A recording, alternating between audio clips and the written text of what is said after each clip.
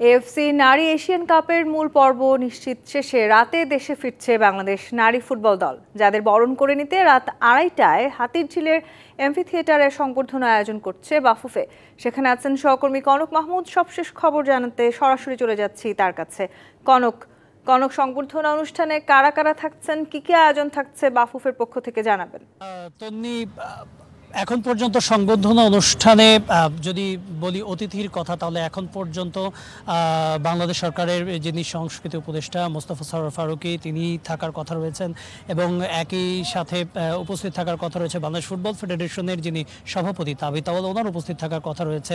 এছাড়া বাংলাদেশ ফুটবল ফেডারেশনের কর্মকর্তারা যারা আছেন, উইমেন উইংসের চেয়ারম্যানরা যারা আছেন উইমেন্স উইংয়ের, তারা এখানে থাকার সম্ভাবনা রয়েছেন।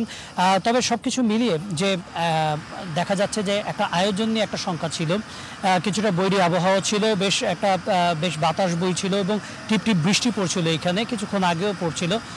তবে এখন ওই আশঙ্কাটা অনেকটাই কেটে গিয়েছে। বাতাস আছে, তবে যদি ধারণা করা হয় হয়তোবা কিছুটা বৃষ্টির সম্ভাবনা রয়েছে রাতের দিকে।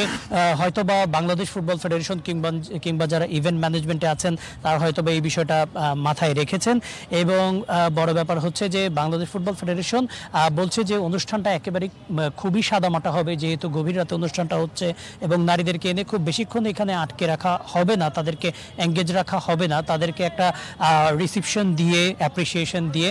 বাফুফে বলছে এটা বেসিক্যালি একটা অ্যাপ্রিসিয়েশন প্রোগ্রাম, এটা আসলে ওই অর্থে কোনো সংবর্ধনা নয়, তাদেরকে কোনো পুরস্কার কিংবা কোনো কিছু দেওয়া হবে না, শুধুমাত্র তাদেরকে উৎসাহিত করার জন্যই এই অনুষ্ঠানটা। যেহেতু তারা একটা ইতিহাস গড়েছে প্রথমবারের মতো নারী এশিয়া কাপের মূল পর্বে বাংলাদেশকে নিয়ে, যে সেইটারই একটা তাদেরকে একটা অ্যাপ্রিসিয়েশন এখানে দেওয়া হচ্ছে। এবং অ্যাপ্রিসিয়েশন শেষে পুরো দলকে বাংলাদেশ ফুটবল ফেডারেশনের যে মেয়েদের হোস্টেল আছে নারী ফুটবল দলে, সেখানে নিয়ে যাওয়া হবে। আর দুজন যে সদস্য ঋতুপর্ণা চাকমা এবং মনিকা চাকমা, এই দুজন সদস্য যারা কিনা পুরো বাছাই পর্ব জুড়ে বাংলাদেশের হয়ে দুর্দান্ত পারফর্ম করেছেন। ঋতুপর্ণা চাকমা কিছু গোলও করেছেন যেটা চোখে লেগে থাকার মতো। এই দুজন চলে যাবেন বিমানবন্দরে, কারণ সোমবার সকাল 7টায় তাদের ফ্লাইট। সেখান থেকে তারা ভুটানে উড়াল দেবেন এবং ভুটানে কিন্তু তাদের সেখানে লিগে খেলতে হবে, ভুটানের লিগে তাদের নিজ নিজ দলে অংশগ্রহণ করবেন, জয়েন করবেন। এবং তার পরের দিন কিন্তু আরও তিনজন ফুটবলার যারা ভুটানে যাওয়ার কথা রয়েছে। তো সবকিছু মিলিয়ে বেশ বিজি একটা শিডিউল। অনেকেই বলছেন যে কেন একেবারে রাত আড়াইটায় হাতিঝিলের মতো এই অ্যাম্ফি থিয়েটারের মতো এই জায়গায় আসলে তাদেরকে বরণ করতে হবে এরকম ওপেন এয়ারের মধ্যে। বাফুফে বলছে তারা একটা ব্যতিক্রমী আয়োজন করতে চাচ্ছে এই ওপেন এয়ারে, একেবারে ব্যতিক্রম একটা জায়গায়।